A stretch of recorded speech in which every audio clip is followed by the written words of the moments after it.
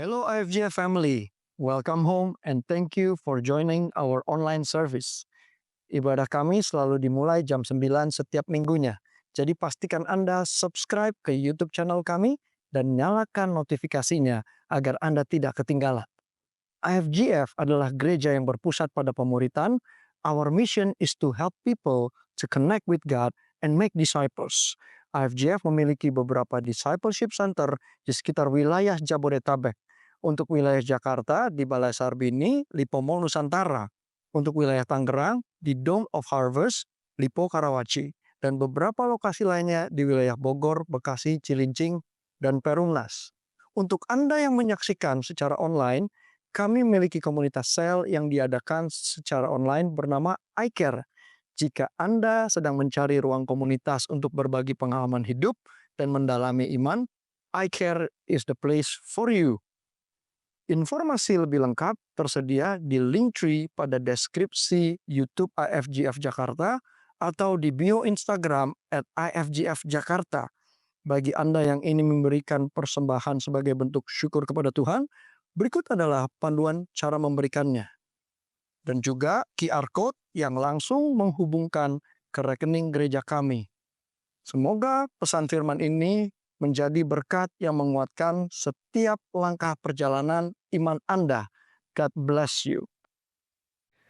Minggu ini kita berbicara mengenai kasih karunia melampaui pencapaian kita. Grace beyond performance.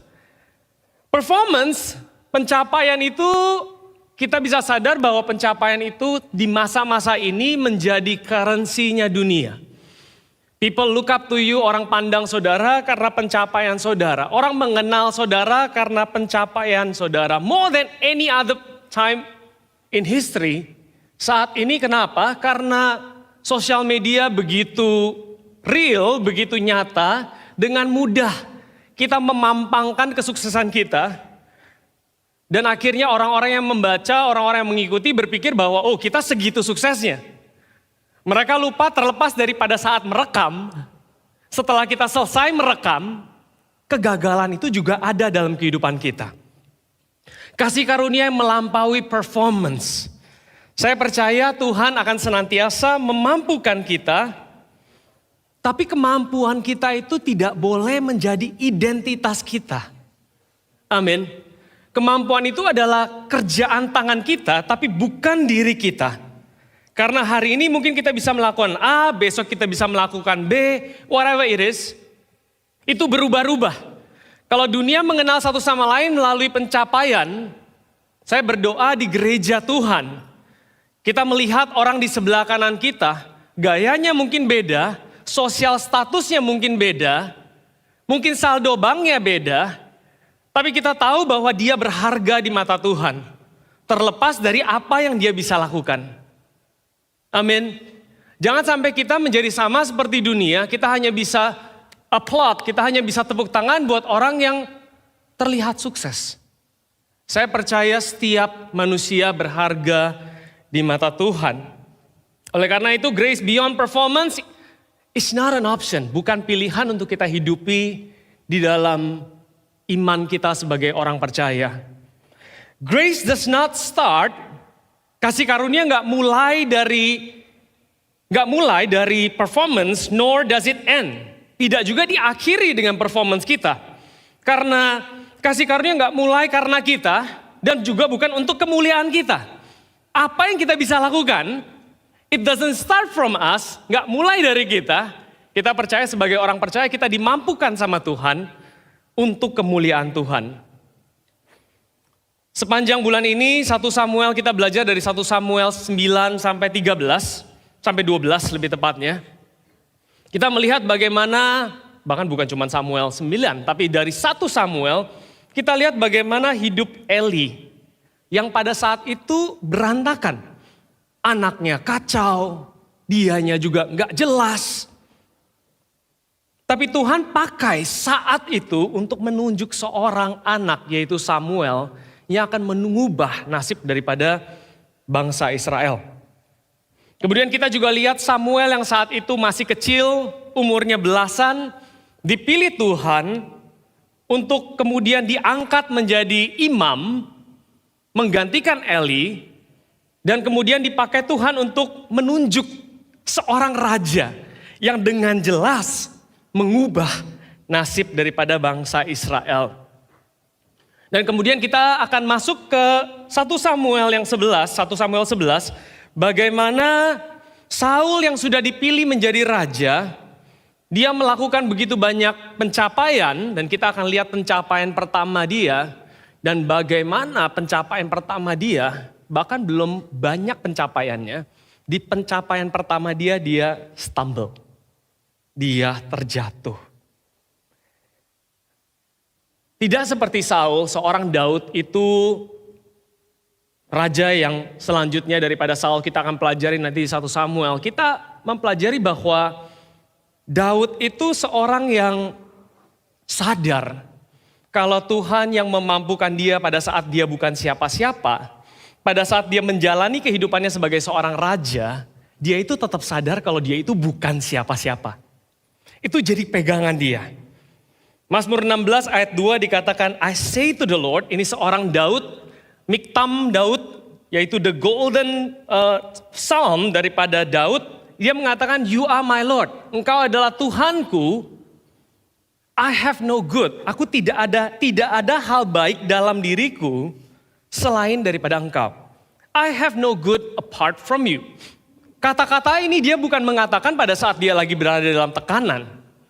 Perlu saudara ketahui background daripada ayat ini adalah dikatakan pada saat dia sudah menjabat sebagai raja, dan berdasarkan sejarah, diperkirakan bahwa pada saat dia mengatakan ini, dia itu berada dari satu kemenangan ke kemenangan yang lain. That's David. Dia nggak mengambil pencapaian itu dijadikan identitas dirinya. Dia tahu kalau Tuhan adalah Tuhan yang bekerja. Ada seorang di Alkitab yang bernama Raja Uzziah. Tadi saya duduk di bawah, saya diingatkan Tuhan untuk membagikan kisah mengenai Uzziah sedikit. Raja Uzziah ini ada di 2 Tawarik 26, nggak ada di depan, nggak usah dicari. Saya nggak siapkan ayatnya, 2 Tawarik 26, di mana dia itu adalah salah satu raja yang benar-benar terkenal. During his time, pada waktu dia itu memerintah, Raja Uzziah, dia itu berhasil bercocok tanam, luar biasa, secara petani, semuanya agriculture, militernya itu luar biasa. Tapi 2 Tawarik 26 ayat 15 dikatakan ia membuat juga Yerusalem alat-alat perang, military, ciptaan seorang ahli yang dapat menembak anak panah dan batu besar untuk ditempatkan di atas menara-menara dan penjuru-penjuru.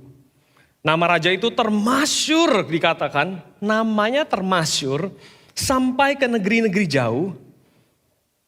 Tapi dikatakan karena ia ditolong dengan ajaib.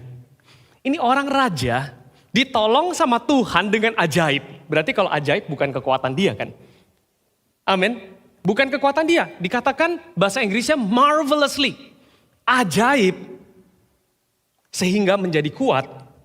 Ayat 16-nya dikatakan setelah ia menjadi kuat, ia menjadi tinggi hati.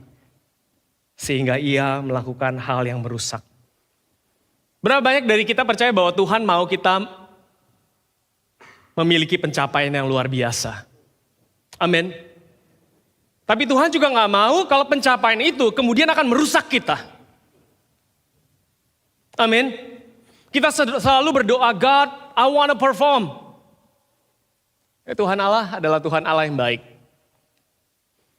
He would rather hold that performance, dia akan menunda pencapaian tersebut, dibanding dia harus menghancurkan kehidupan saudara. Seorang Daud, dia sadar dan dia doa sama Tuhan. Selain engkau tidak ada hal baik dalam hidupku. Balik ke 1 Samuel 11. 1 Samuel 11 seorang Saul, saya gak akan bacakan, saudara bisa bacakan di rumah. 1 Samuel pasal 11, di sini satu pasal berbicara mengenai Saul yang memenangkan the first battle. Dia memenangkan battle daripada bangsa Amon yang waktu itu menyerang Yabes Gilead di bagian utara, karena Yabes Gilead itu memang satu tempat yang sangat rentan. Jadi Yerusalem di bawah, Yabes Gilead itu di atas, dan sangat rentan untuk diserang gitu. Dan kemudian Saul berperang ke sana, dan akhirnya Saul menang di sana. Kemudian 1 Samuel 12, waktunya Saul ditabiskan menjadi seorang raja. During coronation, Tuhan memberikan message yang luar biasa melalui Samuel sepanjang 1 Samuel 12. Tapi hari ini saya hanya akan angkat 3 ayat. 1 Samuel 12 ayat 13 sampai 15. Begini bunyinya. Maka sebab itu, lihat itu, raja yang telah kamu pilih. Ini bangsa Samuel berbicara kepada bangsa Israel. Yang kamu minta, sesungguhnya Tuhan telah mengangkat raja atasmu. Asal saja kamu takut akan rajamu. Is that what it says? Dikatakan asal saja kamu takut akan Tuhan, beribadah kepadanya, mendengarkan firman-Nya dan tidak menentang titah raja. Is that what it says? Apakah itu yang tertulis? Mendengarkan firman-Nya dan tidak menentang titah Tuhan. Baik kamu maupun raja yang akan memerintah kamu itu mengikuti Tuhan Allahmu. Jadi di sini dikatakan bahwa bangsa dan rajanya semua menyembah Tuhan. Akan ada pencapaian, akan ada hal-hal luar biasa yang akan terjadi, tapi semua hatinya ke Tuhan, bukan ke raja. Bukan apa yang raja itu akan capaikan, bukan apa yang menjadi kesuksesan daripada raja itu yang membuat kita mengikuti raja tersebut, tapi karena Tuhan. Berapa banyak dari kita yang hari ini ke gereja mungkin kita mencari leader yang sukses. Kalau leadernya sukses, gua ikutin. But I wanna tell you, kesuksesan daripada leader itu jangan menjadi batu sandungan buat saudara. Doa saya adalah kita senantiasa tahu bahwa baik leadermu maupun engkau, semua mengikuti Tuhan Allahmu. Tapi jika kamu tidak mendengarkan firman Tuhan dan menentang titah Tuhan, maka tangan Tuhan akan melawan kamu dan melawan rajamu. I want to tell you this, saya mau katakan ini kepada saudara. It did not start with you, itu nggak mulai dari saudara. Kasih karunia itu nggak mulai dari kehebatan manusia. Dan juga tidak akan berakhir karena kehebatan manusia. Itu akan mulai dari kasih karunia Tuhan dan akan diakhiri dengan kemuliaan Tuhan. Bukan kemuliaan manusia, bukan loyalitas manusia, bukan pencapaian manusia, tapi kemuliaan Tuhan. Oleh karena itu saya berdoa di tempat ini IFGF Jakarta karena saya sangat percaya Tuhan mau memampukan kita. Tuhan mau kita mencapai pencapaian-pencapaian di mana dunia bisa melihat kalau ini adalah anak-anak Tuhan. Mereka lemah tapi diberkati. Mereka nggak pinter-pinter banget, tapi kok bisa ya melakukan hal-hal yang luar biasa. But the first thing you need to know is grace beyond performance is because grace, kasih karunia, membentuk identitas yang sesungguhnya buat kita sebagai anak-anak Tuhan. Jangan sampai pencapaian kita yang menjadikan identitas kita. Saya lihat begitu banyak orang sukses di tengah-tengah kita yang melayani. Bahkan orang-orang yang mungkin suksesnya kadang bikin jaw dropping, gitu. Tapi mereka melayani. Saya percaya itu bukan lahir daripada pencapaian. Kalau pencapaian mungkin mereka bilang saya layak duduk di depan mungkin. Atau saya layak buat pegang mikrofon. But I want to tell you, saya mau kasih tahu saudara, kasih karunia harus menjadi identitas sejati kita. Saya akan mengajak setiap dari kita di bulan Juli akan mulai melayani Tuhan. Tapi sebelum kita mau melayani Tuhan, sangat penting untuk kita punya identitas yang jelas. Saudara tahu saya pernah bicara berapa bulan yang lalu di mana saya bilang bahwa pelayanan di depan ini, it can either elevate you, bisa mengangkat saudara, atau it can eat you alive. Bisa makan telan saudara mentah-mentah. Kenapa? Karena saudara dilihat banyak orang. Kalau kesuksesan kita, identitas kita karena kita jago nyanyi, jago khotbah. Kalau lagi gak jago gimana? Kalau lagi gagal gimana? This pulpit can eat you alive. Mimbar ini bisa menelan saudara mentah-mentah kalau saudara gak punya identitas yang jelas. Dipuji sedikit bangganya udah sampai ke bulan. Ditegur dikit, kemana? Ke dalam lautan. It's very, very important untuk kita tahu. Saya mau tantang saudara hari ini sedikit berpikir. Seberapa bangga sih kalau kita dipakai sama Tuhan? Berapa banyak yang mau dipakai sama Tuhan? Tapi saya mau kasih tahu saudara, jangan terlalu bangga dipakai sama Tuhan. Maksudnya apa? Yuk kita lihat sama-sama. Tuhan selalu memakai seseorang, sesuatu untuk sesuatu. Kita lihat di sini Nuh dipakai Tuhan untuk melindungi umat manusia daripada kepunahan. Ya, Nuh dipakai Tuhan membangun bahtera, masuk ke dalam bahtera dan preserve the humankind. Melindungi umat manusia pada saat itu dari kepunahan. Kejadian 6 ayat 18. Kemudian kita bisa lihat lagi Abraham. Abraham Tuhan pakai untuk membangun umatnya. Bangsa pilihan Tuhan. Bangsa Israel. Walaupun gak langsung tapi keturunannya Yakub yang akan menjadi Israel membangun umatnya. Pada saat kita mendengar Nuh, mantap dipakai Tuhan. Abraham mantap dipakai Tuhan. Musa dipakai Tuhan untuk membebaskan umatnya. Dari bangsa Mesir, dikeluarkan dari Mesir, bangsa Israel semua keluar. Bring glory to God, membawa kemuliaan bagi Tuhan. Tapi nextnya, ini masih tepuk tangan, Musa keren. Nextnya, Tuhan pakai bangsa Mesir juga. Bangsa Mesir yang waktu itu mengejar-ngejar bangsa Israel di laut yang terbuka. Habis itu bangsa dikatakan serdadu daripada Mesir itu mengikuti bangsa Israel. Tapi bangsa Israel yang sudah sampai, serdadunya itu belum sampai. Habis itu airnya tertutup dan semua daripada prajurit-prajurit Mesir itu mati. Setelah itu, saudara tahu apa yang terjadi? Bangsa Israel dikatakan melihat itu dan memuliakan Tuhan. Bangsa Israel juga dipakai sama Tuhan. Tapi habis itu binasa. Mendatangkan apa? Kemuliaan Tuhan. Waktu saya baca ayat ini saya selalu bertanya Tuhan, since I'm very young, saya baca ayat ini. Saya bilang Tuhan saya maunya jadi Nuh, jadi Abraham. Kalau dipakai Tuhan, saya gak mau jadi bangsa Mesir. Dipakai juga, tapi dibinasakan. Roma 9 mengatakan God shows mercy to whoever he wills. Pada saat ada orang bertanya kenapa mereka dimatiin begitu aja. Tuhan jawab, I show mercy, aku menyatakan kasih kepada siapapun yang aku mau. God use. Kemudian bukan cuma bangsa Mesir, Tuhan juga pakai keledai. Untuk melindungi umatnya dari kutukan seorang nabi saat itu yang bernama Bileam. Dan bukan cuma Tuhan pakai keledai, Tuhan juga pakai batu. Batu dipakai untuk memuji, menyembah Tuhan, habis itu batu itu ya batu aja gitu. Tidak ada kisah mengenai batu itu.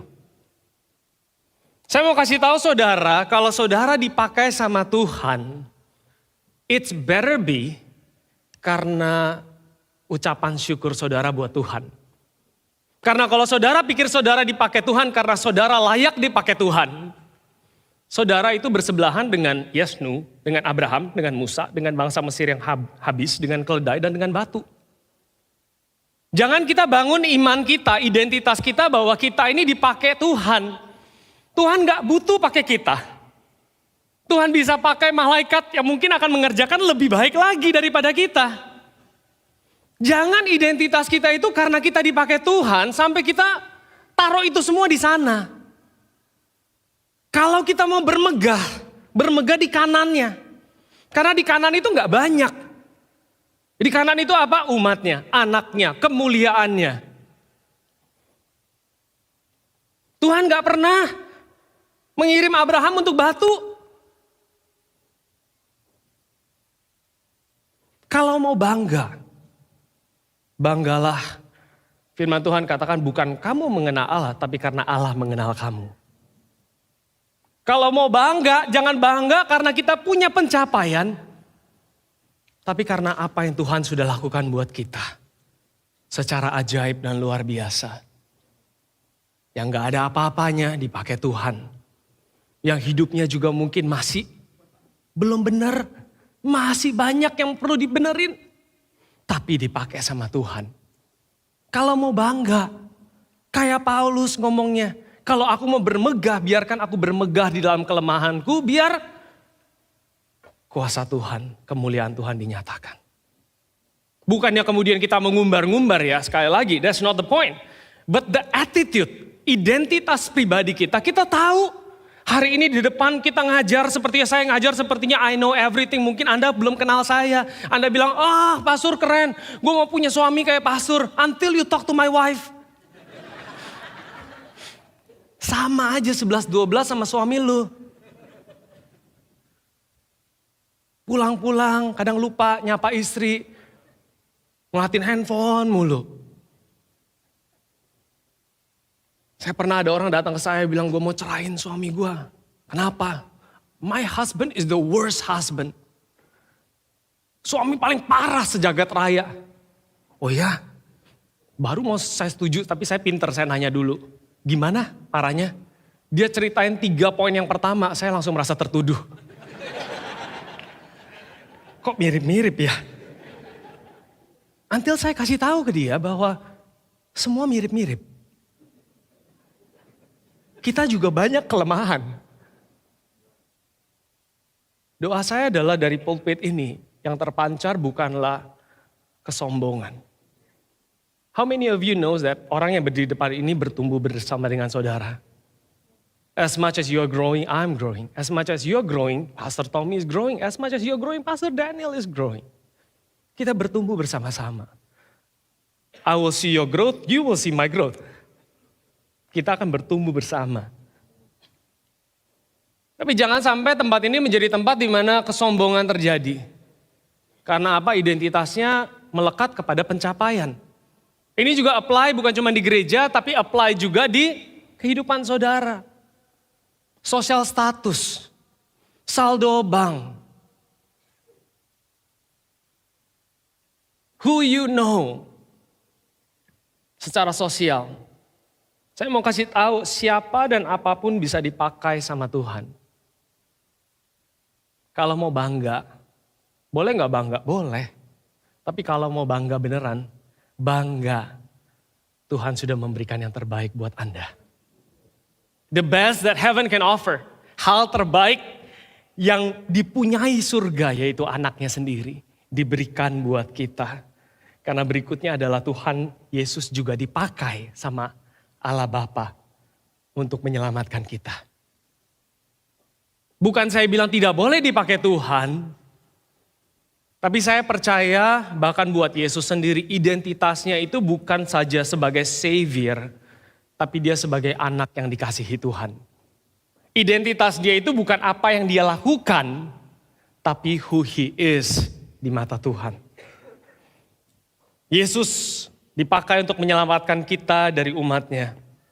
Kita juga dipakai untuk memuliakan Yesus, memuliakan Tuhan. Menjadi dan membangun gerejanya. Ajakan saya di tempat ini boleh dipakai Tuhan. Tapi berbanggalah lebih pada saat kita sadar bahwa kita itu adalah anak-anak Tuhan. Mau dipakai gak dipakai, tetap anak Tuhan. Anak Tuhan mungkin gak usah berada di depan, senyumannya bisa kelihatan anak Tuhan. Cara dia bertahan di dalam lembah kekelaman tuh bisa kelihatan. Dia ini tahu dia disayang sama Tuhan. Cara dia menanggapi masalah-masalah dalam kehidupan itu beda. Sama-sama ketiban tangga, tapi responnya beda. Karena dia tahu dia disayang sama Tuhan. Grace beyond performance. Kasih karunia melebihi pencapaian kita. Melebihi dipakai sama Tuhan. Kalau hari ini Anda belum dipakai sama Tuhan dalam pelayanan, jangan merasa diri Anda kecil. Amin. Anda berharga. God gave His Son for you. Bertumbuhlah dalam itu, dalam iman tersebut, saudara akan rindu untuk dipakai Tuhan luar biasa. Amin. Identitas kita siapa? Kita bisa lihat, saudara bisa baca, nanti 1 Samuel 9, Saul barely did anything. Raja Saul gak ngapa-ngapain di dalam menjalani kemenangan itu. Dipanggil waktu mencari keledai, bukan dipanggil karena hebat, bahkan dikatakan dia berada di dalam satu suku yang sukunya itu paling hina. Diurapi waktu lagi bersembunyi, benar gak Pastor Tommy? Bersembunyi di antara karung, udah ditunjuk malah kabur. Terus 1 Samuel 11 ayat 6 dikatakan ia memenangkan perang dengan kuasa roh Tuhan. Ayat 7 dikatakan mengalahkan musuh yang dibuat takut oleh Tuhan. Tapi akhirnya kesombongan masuk dalam hati Saul. You see how good I am? Lihatlah seberapa keren aku ini. Kesuksesan seringkali membuat kita lupa diri. Tapi bukan cuma kesuksesan, kegagalan pun membuat kita lupa diri. You take it too personally. Saudara hidup as if God is not your God. Saudara hidup sepertinya nggak ada hal-hal ajaib yang menyertai saudara. Saudara lupa semua itu. Kesuksesan-kesuksesan saya, kegagalan juga kegagalan saya. Saya mau kasih tahu saudara ada satu quote dari John Piper dikatakan the chief end of man, akhir daripada seorang manusia is to glorify God by enjoying Him forever. If there's anything, kalau ada hal yang saudara mau lakukan buat Tuhan adalah to enjoy God. Jadi chief end-nya itu satu, glory of God, memuliakan Tuhan dan menikmati itu bukan dua hal. Kalau chief berarti kan satu ya, chief ujung cuma satu. The chief end of man is to glorify God, memuliakan Tuhan dengan menikmati Dia selama-lamanya. Tuhan bukan datang untuk kita bisa sekedar sukses. Karena kalau untuk menyukseskan agenda, saya rasa mungkin manusia itu paling sering menggagalkan agenda Tuhan gitu. Walaupun dalam kedaulatannya semua juga akan balik seperti apa adanya, seperti yang Dia inginkan. But the chief end of man adalah to enjoy Him. Kita sadar bahwa dalam kekristenan yang diberikan pada kita adalah suatu hubungan ya. Amin.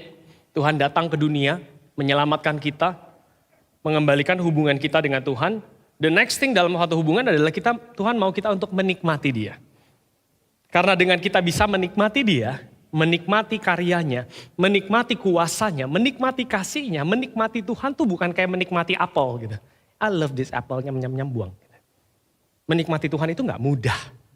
Karena itu bukan sesuatu yang kita lihat. Bukan kayak nikmatin makanan. Menikmati Tuhan berbicara mengenai cara berpikir kita. Berarti dikatakan pada saat kita bisa menikmati Dia, dengan di saat yang sama kita sedang memuliakan Dia.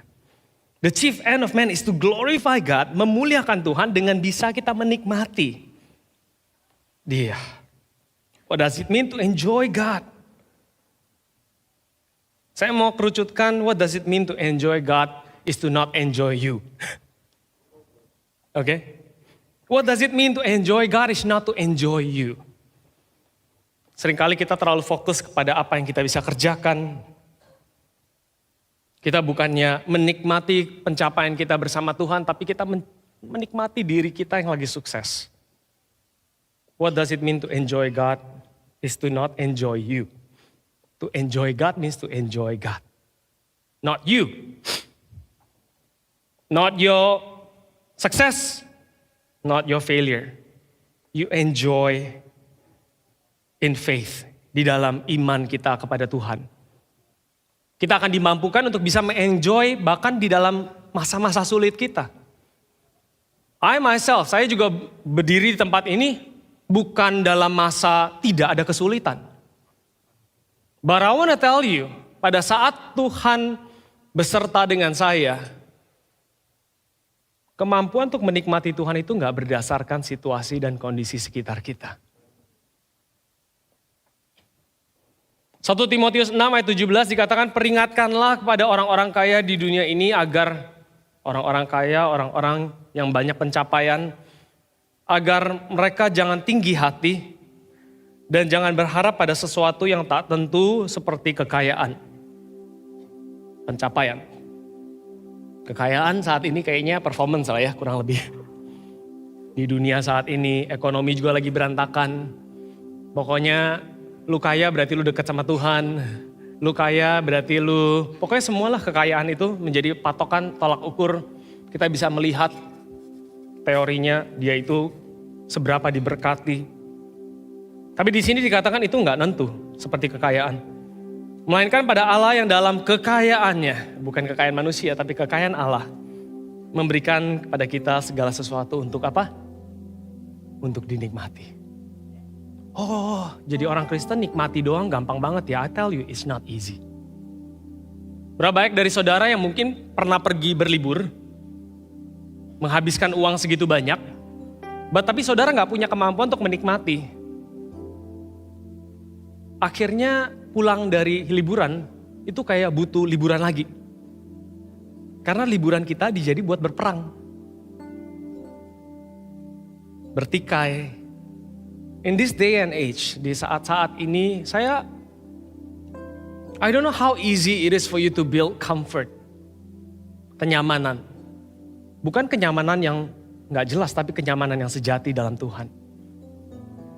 Poin yang kedua, I'm gonna end with this, grace built through comfort. Kasih karunia memberikan kita kenyamanan yang sejati.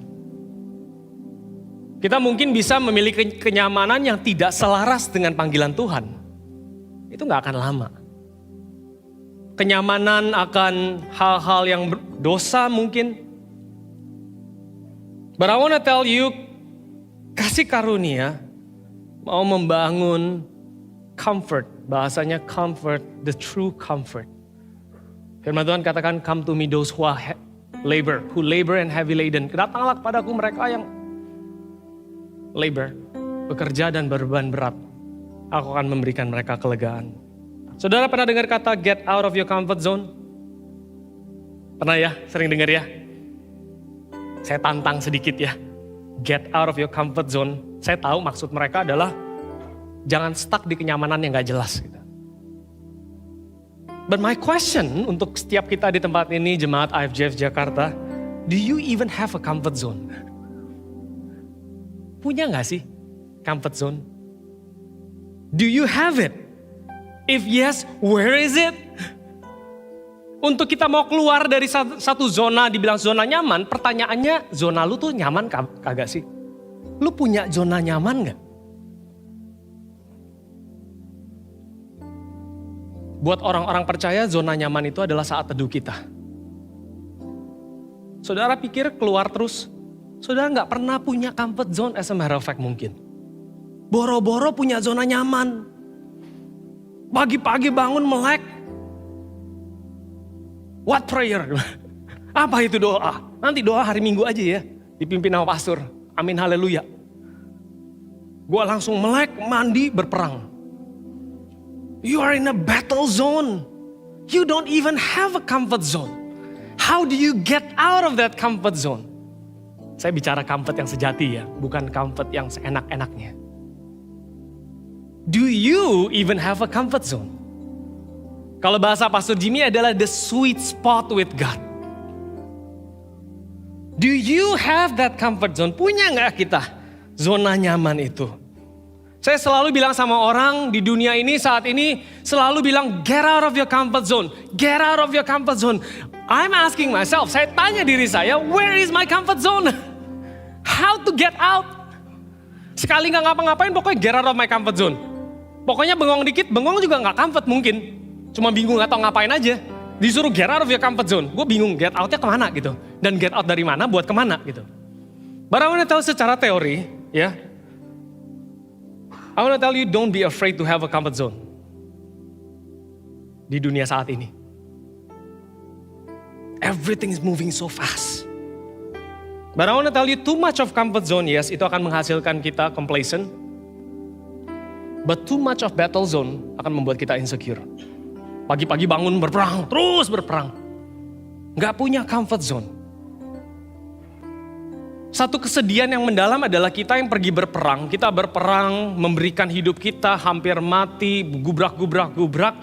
Just to go home and realize that kita gak punya rumah untuk kita bisa istirahat. Just to realize that apa yang kita bangun di luar, pasangan kita balik ke belakang, hancur lebur semuanya. Mau tidur aja gak punya ranjang. Istri anak udah gak tahu lari kemana. Ngomongnya sih membangun karir. Tapi gak membangun sesuatu yang comfort.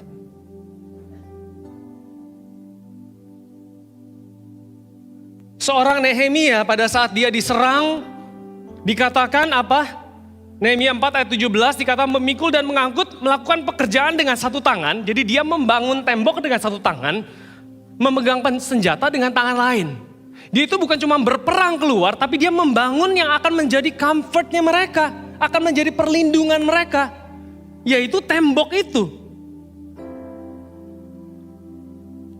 Saya mau kasih tahu saudara, to build a comfort zone is not easy. And we must build our comfort zone with as much energy dengan kekuatan yang sama as how we fight in the battle zone. Kita harus bisa membangun pertemanan kita, menikmati hadirat Tuhan, sama mungkin energinya dengan pada saat kita menjalankan panggilan kita. Our calling in this world, enjoying God and calling in this world, enjoying God and glorifying God. Karena orang yang gak bisa nikmati Tuhan, itu cuma akan jadi sombong. It's me, it's not God. Atau menjadi kecil. Oh, I'm so bad. Semua ke dia, bukan ke Tuhan. Kita harus membangun zona nyaman kita dengan energi yang sama besarnya saat kita berjuang di zona pertempuran. Why am I saying this? I'm telling you this church, this day and age. Kita semua gak bisa ngeliat orang tuh gak ngapa-ngapain. Kita maunya lihat orang tuh bermasalah terus. Baru kita ngerasa dia itu produktif.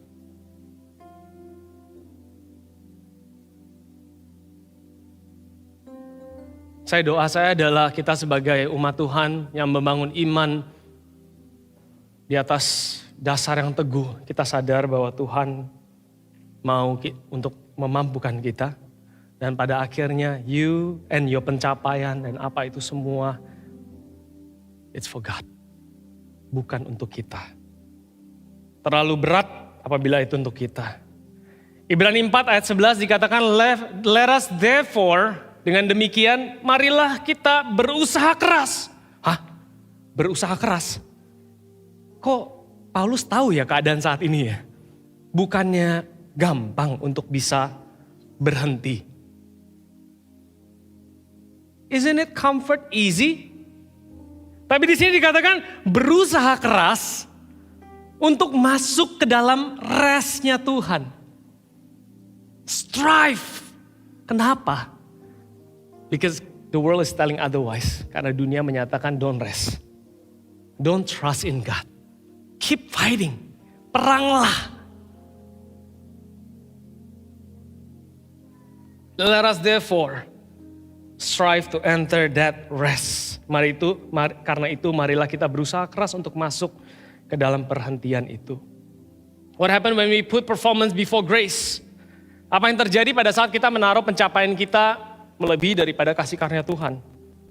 First, our faith is not sustainable. Iman kita itu gak akan bertahan.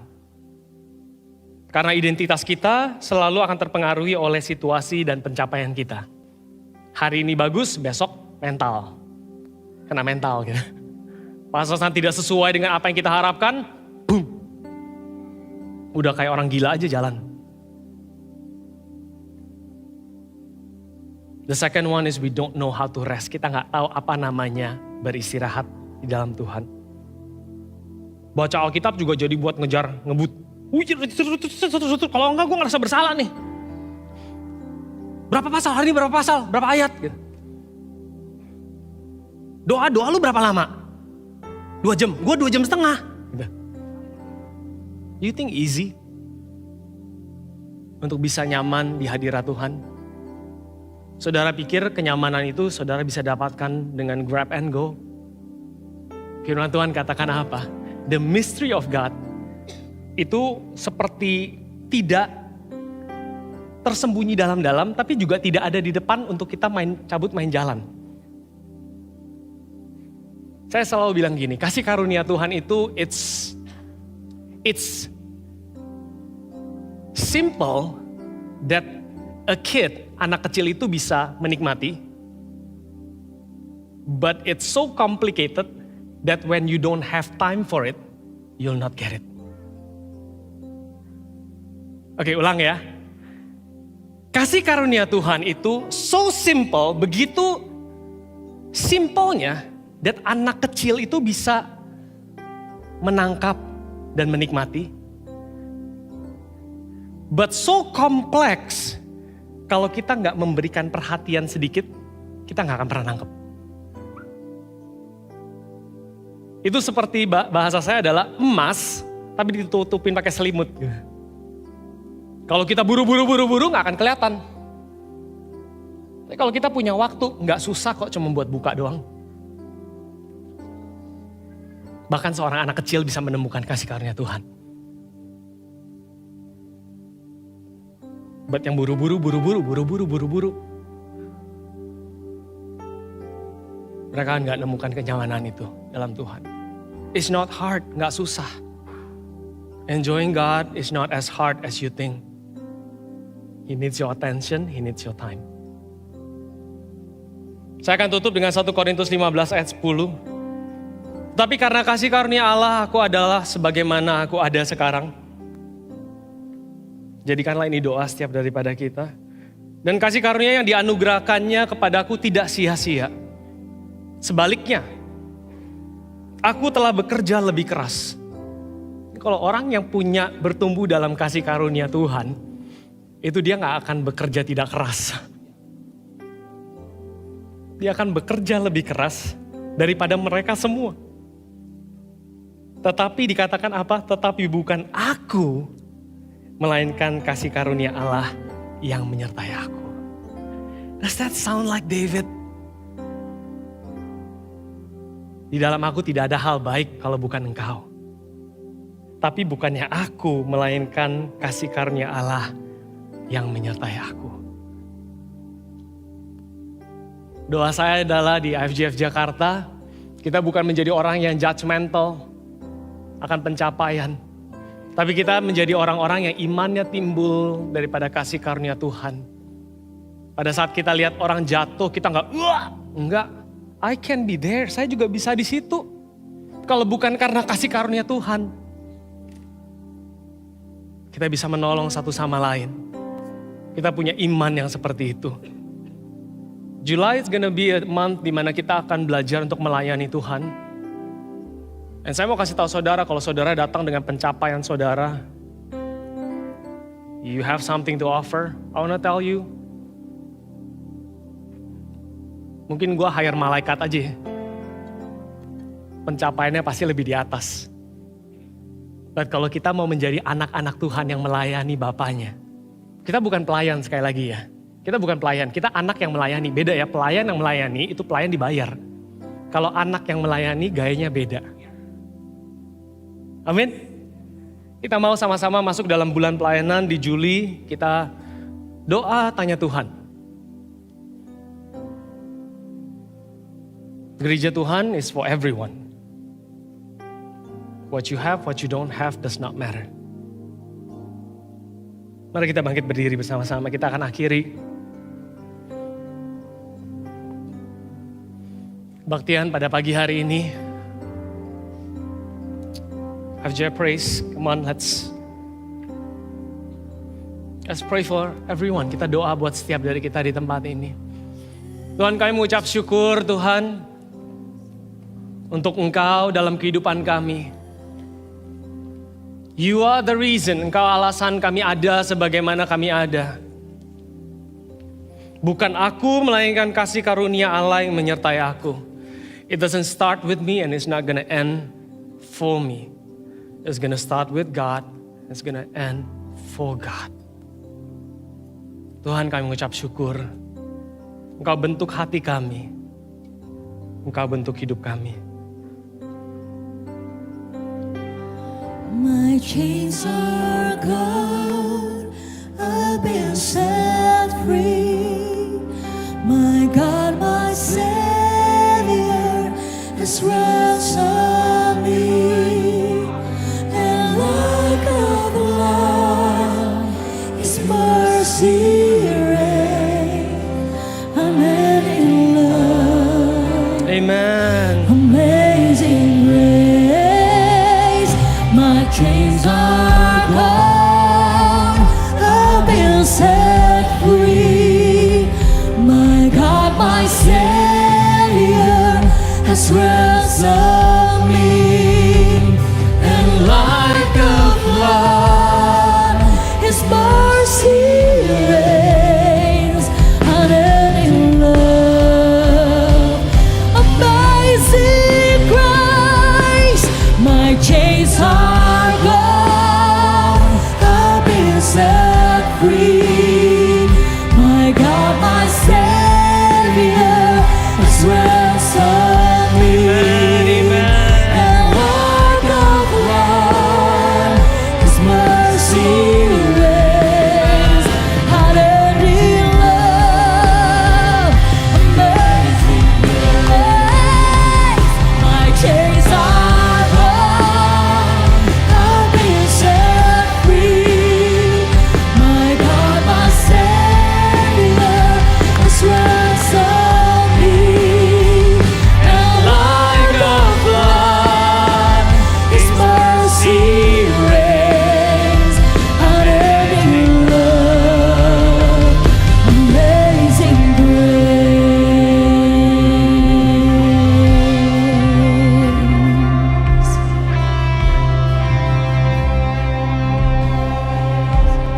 Mari angkat tangan kita, angkat hati kita di hadapan Tuhan. Tuhan, kami berdoa sekali lagi Engkau yang memanggil kami when we were nothing. And today we declare that we are nothing, God, apart from you. Engkau yang memanggil kami waktu kami bukan siapa-siapa. Kami mau kasih tahu Tuhan, kami juga bukan siapa-siapa hari ini. Kalau bukan gara-gara Tuhan. Kalau bukan Tuhan yang memampukan, kalau bukan Tuhan yang mengangkat, kalau bukan Tuhan yang memberkati, kami bukan siapa-siapa.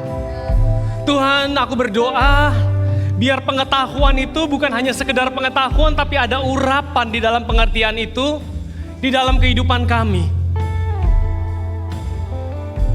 Dan akan terrefleksikan dari cara kami hidup, dari cara kami melayani, dari cara kami menghadapi badai kehidupan. Tuhan, aku berdoa Tuhan untuk urapan Daud ada di tempat ini. A man after God's own heart. Hati yang mengejar hati Tuhan. Bukan mengejar pencapaian materi, bukan mencapai pencapaian yang bisa dipuji-puji sama manusia. Yang kadang dipuji di belakang, diludahi di belakang, dipuji di depan, diludahi di belakang juga. Tuhan, aku berdoa Tuhan, dari tempat ini urapan seorang Daud mengalir di dalam setiap kehidupan kami. Tuhan, aku berdoa Engkau yang memampukan, Engkau yang membuat kami. You are God who put us on a pedestal. Engkau yang mengangkat kami. Bahkan pada saat kami di atas, kami gak sadar-sadar banget kalau kami di atas. Karena fokus kami bukan kepada kami, tapi kepada Tuhan. Tuhan, aku berdoa.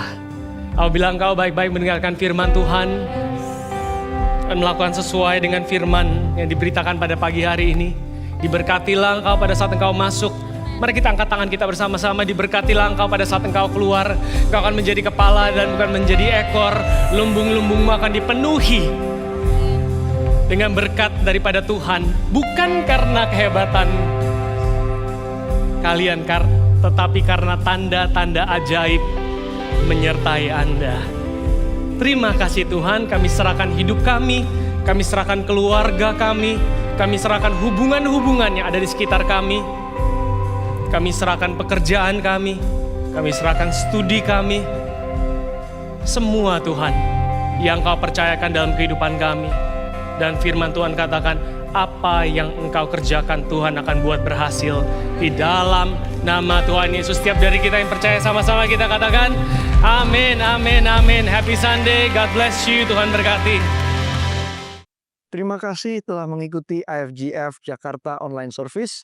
Sampai bertemu lagi minggu depan, IFGF Family. Jika Anda membutuhkan dukungan doa, silakan klik tombol prayer request di Linktree untuk mengisi form, dan tim pastoral kami akan mendoakannya bagi Anda. Have a blessed day, church.